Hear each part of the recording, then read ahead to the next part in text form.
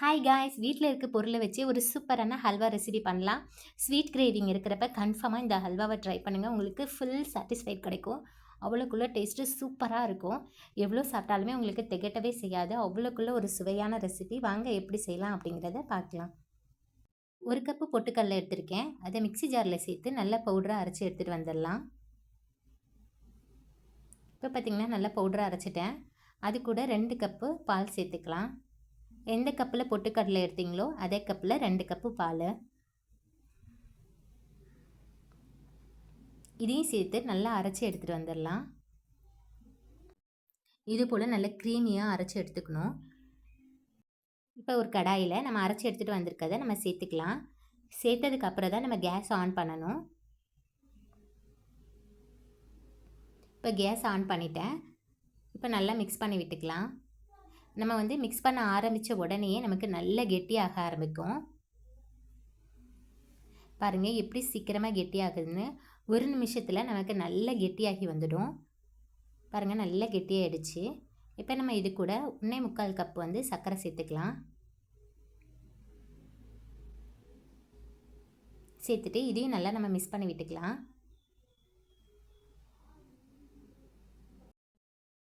இப்போ பார்த்திங்கன்னா சர்க்கரை நல்லா கரைஞ்சி கெட்டியாக ஆரம்பிச்சிருச்சு. இது கூட நான் 1 கப்பு திருவண்ண தேங்காய் சேர்த்துருக்கேன். சேர்த்துட்டு நல்லா மிக்ஸ் பண்ணி விட்டுக்கலாம்.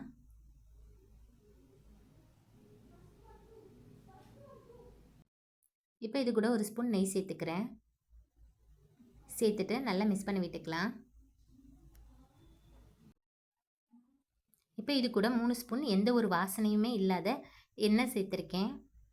சேர்த்துட்டு நல்லா மிக்ஸ் பண்ணி விட்டுக்கலாம்.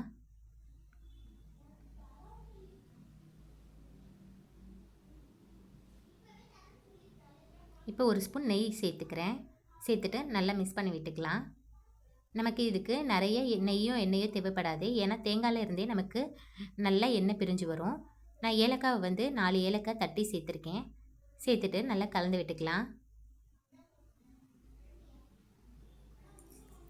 இப்போ பார்த்திங்கன்னா நல்லா கெட்டியாக ஆரம்பிச்சிருச்சு. நம்ம இப்போ கைவிடாமல் நல்லா கிண்டிகிட்டே இருக்கணும். அப்போ தான் நமக்கு அடியில் பிடிக்காமல் நல்லா பர்ஃபெக்டாக வரும். நெய்யில் முந்திரி பருப்பு வறுத்து வச்சுருக்கேன். அதையும் நம்ம இப்போ சேர்த்துடலாம். சேர்த்துட்டு நல்லா மிக்ஸ் பண்ணி விட்டுக்கலாம்.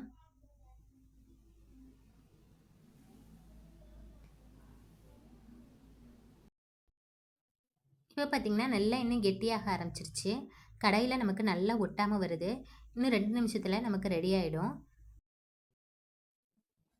அவ்வளோதான், ரெடி ஆகிடுச்சு. நம்ம சேர்த்துருந்த நெய் நல்லா பிரிஞ்சு வர ஆரம்பிச்சிருக்கு. தேங்காயில் உள்ள எண்ணெயும் நமக்கு நல்லா பிரிஞ்சு வந்திருக்கு.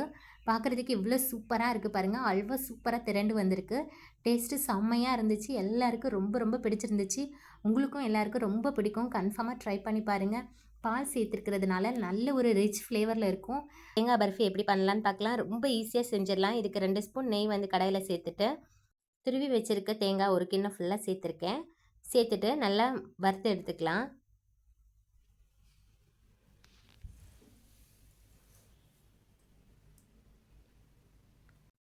தேங்காவை நல்லா வறுக்கணும்னு கிடையாது. ஆனால் அதில் இருக்க ஈரப்பதம் போகிற அளவுக்கு நம்ம வறுத்து எடுத்துக்கணும்.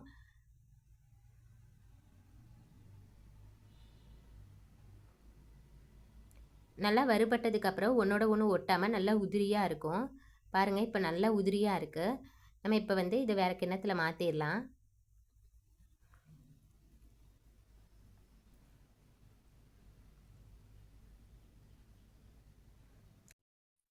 அதே கடாயில் 1/4 கப்பு ரவை சேர்த்துக்கிறேன். ரவை சேர்த்துட்டு 1 ஸ்பூன் நெய் சேர்த்து நல்லா வறுத்து எடுத்துக்கலாம்.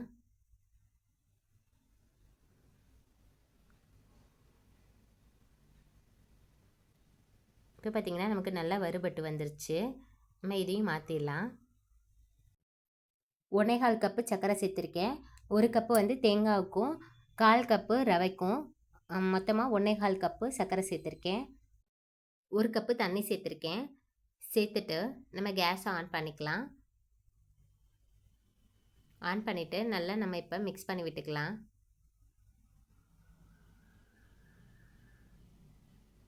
நல்லா கரைஞ்சி ஒரு 5 மினிட்ஸில் நமக்கு ஒரு மாதிரி எண்ணெய் மாதிரி பிசு பிசுப்பு தன்மை வரும். அந்த டைமில் நம்ம ரவையை சேர்த்துக்கலாம். சேர்த்துட்டு தேங்காயும் சேர்த்துடலாம். எல்லாத்தையும் சேர்த்துட்டு நல்லா மிக்ஸ் பண்ணி விட்டுக்கலாம். நமக்கு சீக்கிரமாகவே கெட்டியாகி வந்துடும். அவ்வளோதான், நமக்கு நல்ல கொதி வந்து நல்ல கெட்டியாக ஆரம்பிச்சிருச்சு. இப்போ வேறு ஒரு பாத்திரத்தில் நம்ம மாற்றிடலாம். ஒரு தட்டில் நான் நெய் தடவி வச்சுருக்கேன், அதில் மாற்றிட்டேன். நெய் தடவின தட்டில் மாற்றிட்டு ஒரு 5 மினிட்ஸ்க்கு அப்புறமேட்டு இது மாதிரி பீஸ் போட்டுக்கணும். நல்லா ஆறுனதுக்கப்புறம் நீங்கள் எடுத்திங்கன்னா உங்களுக்கு கரெக்டாக உடையாமல் இது மாதிரி கரெக்டாக பர்ஃபெக்டாக வந்துடும். கன்ஃபார்மாக ட்ரை பண்ணி பாருங்கள், உங்கள் எல்லாருக்கும் ரொம்ப ரொம்ப பிடிக்கும். டேஸ்ட்டு சூப்பராக இருந்துச்சு. ட்ரை பண்ணி பார்த்துட்டு எப்படி வந்துச்சுன்னு கமெண்டில் சொல்லுங்கள். ரவா கேசரி எப்படி பண்ணலான்னு பார்க்கலாம். 2 கப்பு ரவா எடுத்திருக்கேன். 1 ஸ்பூன் நெய்யில் நல்லா வறுத்து எடுத்துக்கணும். இப்போ பார்த்திங்கன்னா நல்லா வறுப்பட்டுருச்சு. இதை வேறு பாத்திரத்தில் மாற்றிடலாம். மாற்றிட்டு 4 கப்பு தண்ணி சேர்த்துக்கலாம். சேர்த்துட்டு கொஞ்சமாக ஃபுட் கலர் சேர்த்துக்கலாம். கேசரி பவுடர் சேர்த்துருக்கேன். சேர்த்துட்டு நல்லா மிக்ஸ் பண்ணி விட்டுக்கலாம்.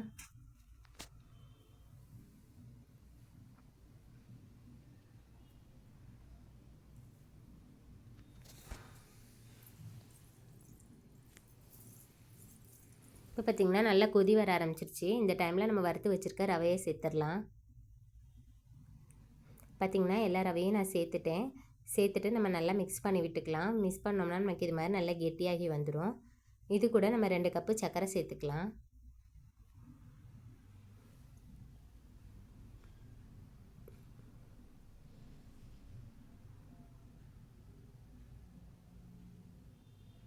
சேர்த்துட்டு நல்லா மிக்ஸ் பண்ணி விட்டுக்கலாம். சர்க்கரை சேர்த்ததுக்கப்புறம் நமக்கு இன்னும் கொஞ்சம் தண்ணி ஆகும். தண்ணி ஆகிட்டு மறுபடியுமே நமக்கு கெட்டியாகி வந்துடும்.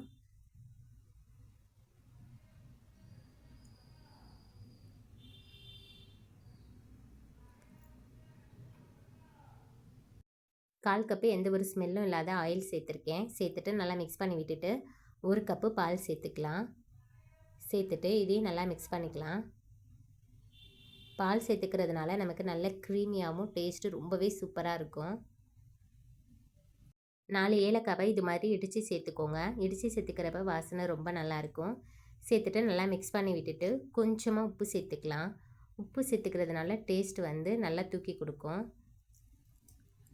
2 ஸ்பூன் நெய் சேர்த்து நல்லா மிக்ஸ் பண்ணிவிட்டு முந்திரி பருப்பு வறுத்து வச்சுருக்கிறதையும் சேர்த்துக்கலாம். சேர்த்துட்டு நல்லா மிக்ஸ் பண்ணி விட்டுக்கலாம். பார்த்திங்கன்னா நமக்கு எண்ணெய் நல்லா பிரிஞ்சு கையில் ஒட்டாமல் வருது. அவ்வளோதான், சுவையான கேசரி ரெடி ஆகிடுச்சு. தேங்காய் பால்கோவா ரொம்ப டேஸ்ட்டு சூப்பராக இருக்கும். எல்லாருக்குமே ரொம்ப ரொம்ப பிடிக்கும். கன்ஃபார்மாக ட்ரை பண்ணி பாருங்கள். வாங்க எப்படி பண்ணலான்னு பார்க்கலாம். இதுக்கு ஒரு முழு தேங்காய் எடுத்து மேலே இருக்க அந்த கருப்பு கலரில் இருக்கும் பார்த்திங்களா, அந்த பாட்டை மட்டும் கட் பண்ணி எடுத்துகிட்டு நான் இப்படி குறகுறப்பாக அரைச்சி எடுத்துகிட்டு வந்திருக்கேன். இப்போ ஒரு பாத்திரத்தில் 1 ஸ்பூன் நெய் சேர்த்துக்கலாம். நல்லா சூடானதும் அதில் முந்திரி பருப்பை சேர்த்து நல்லா வறுத்து எடுத்துக்கலாம்.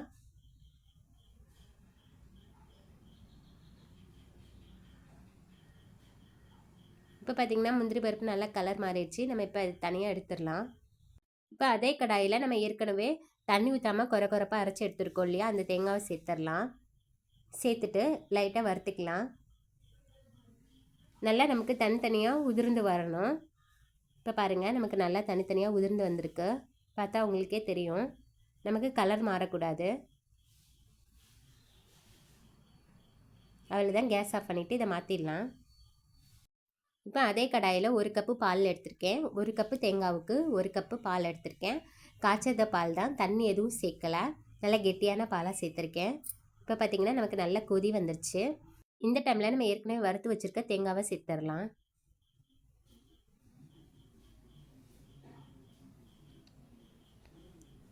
சேர்த்துட்டு நல்லா மிக்ஸ் பண்ணி விட்டுக்கலாம்.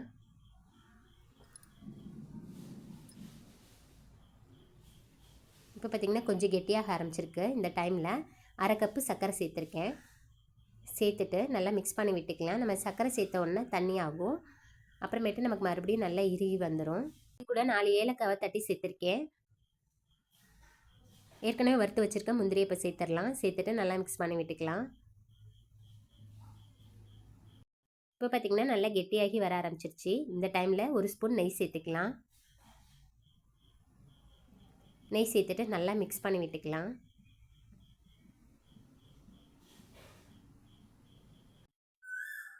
இப்போ பார்த்திங்கன்னா கடாயில் ஒட்டாமல் சூப்பராக திரண்டு வர ஆரம்பிச்சிருச்சு. அவ்வளோதான், ரெடி ஆகிடுச்சு. நம்ம கேஸ் ஆஃப் பண்ணிடலாம்.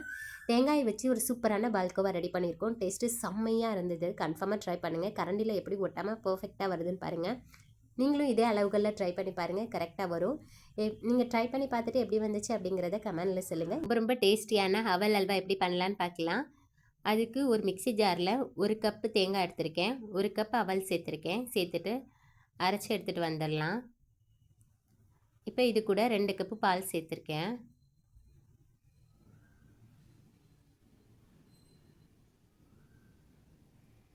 பால் சேர்த்துட்டு இதையும் நல்லா அரைச்சி எடுத்துகிட்டு வந்துடலாம்.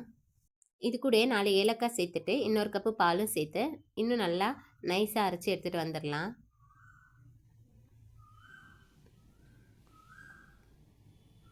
இப்போ பார்த்திங்கன்னா நல்லா நைஸாக அரைச்சி எடுத்துகிட்டு வந்துட்டேன். இப்போ ஒரு கடாயை நல்லா ஹீட் பண்ணிவிட்டு அதில் 1 ஸ்பூன் நெய் சேர்த்துக்கலாம். இதில் கொஞ்சமாக முந்திரி பருப்பு சேர்த்து லைட்டாக வறுத்து எடுத்துக்கலாம்.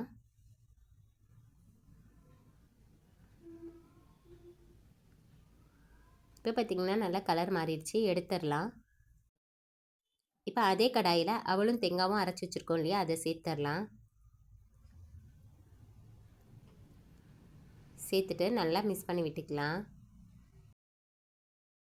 இப்போ பார்த்திங்கன்னா நல்லா கெட்டியாயிடுச்சு, நல்லா வெந்து வந்துருச்சு. இந்த டைமில் 2 கப்பு சர்க்கரை சேர்த்துருக்கேன். சேர்த்துட்டு நல்லா மிக்ஸ் பண்ணி விட்டுக்கலாம். சர்க்கரை சேர்த்ததுக்கப்புறம் கொஞ்சம் தண்ணி ஆகிற மாதிரி இருக்கும், மறுபடியும் நமக்கு கெட்டியாகிடும். எந்த ஒரு ஸ்மெல்லும் இல்லாத ஆயில் 2 ஸ்பூன் சேர்த்துருக்கேன்.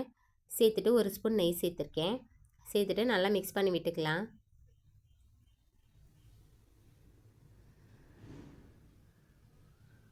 இப்போ பார்த்திங்கன்னா நமக்கு இன்னுமே கெட்டியாகி வந்துருச்சு. இது கூட நம்ம இன்னும் 1 ஸ்பூன் நெய் சேர்த்துக்கலாம். சேர்த்துட்டு நல்லா கலந்து விட்டுக்கலாம்.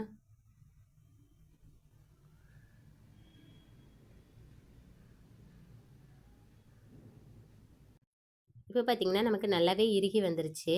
கடாயில் ஒட்டாமல் நல்லா திரண்டு வருது. இன்னும் 2 மினிட்ஸில் நமக்கு ரெடி ஆகிடும். இது கூட நம்ம ஏற்கனவே வறுத்து வச்சுருக்க முந்திரியை சேர்த்துடலாம். சேர்த்துட்டு நல்லா மிக்ஸ் பண்ணி விட்டுக்கலாம். இப்போ பார்த்திங்கன்னா நம்ம சேர்த்துருந்த நெய் எல்லாமே பிரிஞ்சு வருது. தேங்காயிலேருந்தே ஆல்ரெடி எண்ணெய் நமக்கு விடும், அதனால் அதிகமாக நெய் தேவைப்படாது. பாருங்கள், பர்ஃபெக்டாக ரெடி ஆகிருக்கு. டேஸ்ட்டு செம்மையாக இருந்துச்சு. கன்ஃபார்மாக ட்ரை பண்ணி பாருங்கள், எல்லாருக்கும் ரொம்ப ரொம்ப பிடிக்கும். எல்லாருக்குமே ரொம்ப ரொம்ப பிடிக்கக்கூடிய ஒரு சூப்பரான டேஸ்டியான ஸ்வீட் ரெசிபி தான் பார்க்க போகிறோம். இது செய்கிறது ரொம்ப ரொம்ப ஈஸி. நம்ம எப்போவுமே ஏதாவது ஒரு ஃபெஸ்டிவலோ இல்லை யாராவது கெஸ்ட்டு வந்தாலும் நம்ம வந்து கேசரி தான் பண்ணுவோம். ஆனால் நெக்ஸ்ட் டைம் இதை ட்ரை பண்ணி பாருங்கள், எல்லோரும் விரும்பி சாப்பிடுவாங்க. வாங்க எப்படி செய்யலான்னு பார்க்கலாம். இதுக்கு ஒரு கடாயில் 1 ஸ்பூன் நெய் சேர்த்துருக்கேன். சேர்த்துட்டு கொஞ்சமாக முந்திரி சேர்த்து நல்லா வறுத்து எடுத்துக்கலாம்.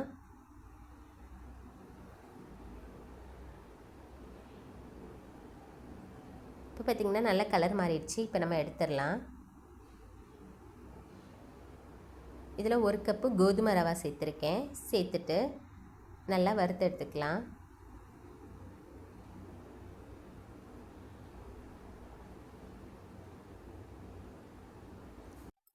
ரெண்டு நிமிஷம் வறுத்தோம்னா போதும், லைட்டாக கலர் மாதிரி வரும்.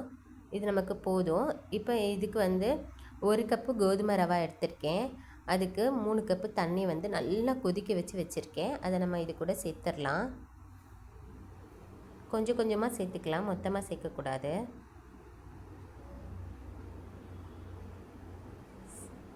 சேர்த்துட்டு இப்போ நல்லா மிக்ஸ் பண்ணி விட்டுக்கலாம். இப்போ மிச்சம் இருக்க தண்ணியை நான் சேர்த்துட்றேன். சேர்த்துட்டு நல்லா மிக்ஸ் பண்ணி விட்டுட்டு ஒரு மூடி போட்டு மூடி வச்சிடலாம்.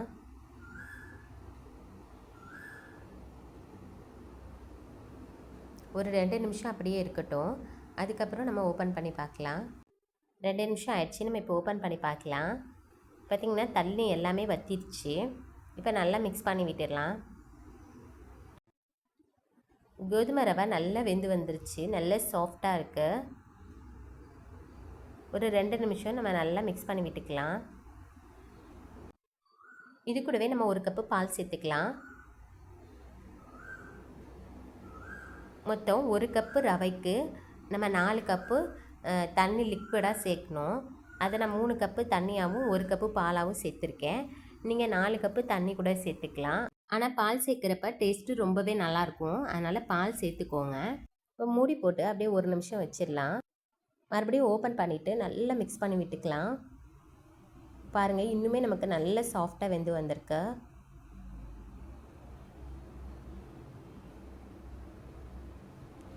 இப்போ இது கூட 2 கப்பு சர்க்கரை சேர்த்துக்கலாம்.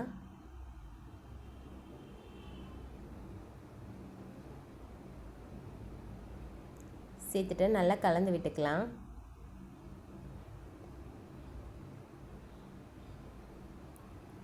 சர்க்கரை சேர்த்ததுக்கப்புறம் நமக்கு நல்லாவே தண்ணியாக இருக்கிற மாதிரி இருக்கும். ஆனால் நமக்கு 2 நிமிஷத்துலேயே சீக்கிரமாக கெட்டியாகி வந்துடும்.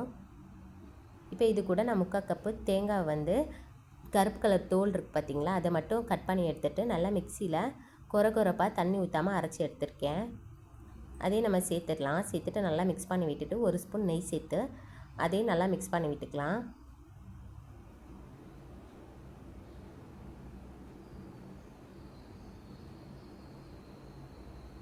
இப்போ நமக்கு எந்த ஒரு ஸ்மெல்லுமே இல்லாத ஆயில் ஒரு 1/4 கப் எடுத்திருக்கேன். அதையே நம்ம இப்போ சேர்த்துடலாம். இது ஒரு 4 ஸ்பூன் இருக்கும்.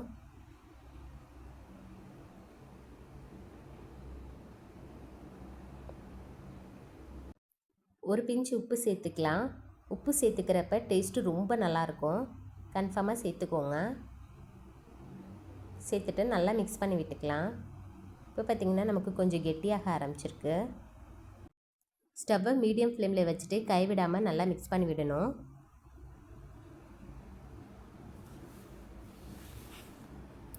அடிக்கனமான பாத்திரமாக எடுத்துக்கோங்க, இல்லைன்னா நமக்கு அடிப்பிடிக்க வாய்ப்பு இருக்குது. 1/4 கப்பு ஆயில் சேர்த்துருக்கேன். சேர்த்துட்டு நல்லா மிக்ஸ் பண்ணி விட்டுக்கலாம். எந்த ஒரு ஸ்மெல்லுமே இல்லாத ஆயில் தான் சேர்த்துக்கணும். ஆயிலுக்கு பதிலாக நெய் கூட சேர்த்துக்கலாம். ஆனால் நெய்யில் ஃபுல்லாக செய்கிறப்ப நமக்கு திகட்டும். அதனால தான் கொஞ்சமாக ஆயில் சேர்த்துருக்கேன். 1 ஸ்பூன் நெய் சேர்த்துக்கலாம். சேர்த்துட்டு நல்லா மிக்ஸ் பண்ணி விட்டுக்கலாம்.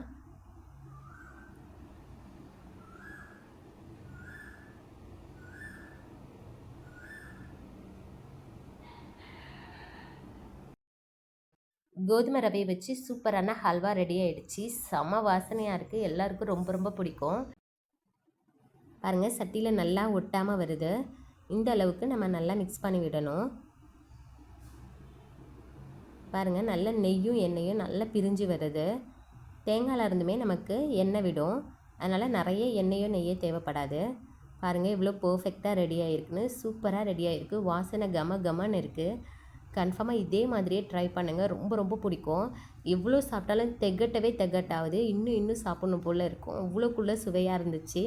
2 நாள் வச்சு சாப்பிட்லாம். வெளியில் கெட்டே போகாது. அவ்வளோக்குள்ளே சுவையாக இருக்கும். கன்ஃபார்மாக ட்ரை பண்ணி பார்த்துட்டு எப்படி வந்துச்சுன்னு கமெண்ட்டில் சொல்லுங்கள். இந்த வீடியோ உங்களுக்கு பிடிச்சிருந்துச்சுன்னா லைக் பண்ணுங்கள், ஷேர் பண்ணுங்கள், கமெண்ட் பண்ணுங்கள். மறக்காமல் நம்ம சேனலை சப்ஸ்கிரைப் பண்ணிக்கோங்க. தேங்க்யூ.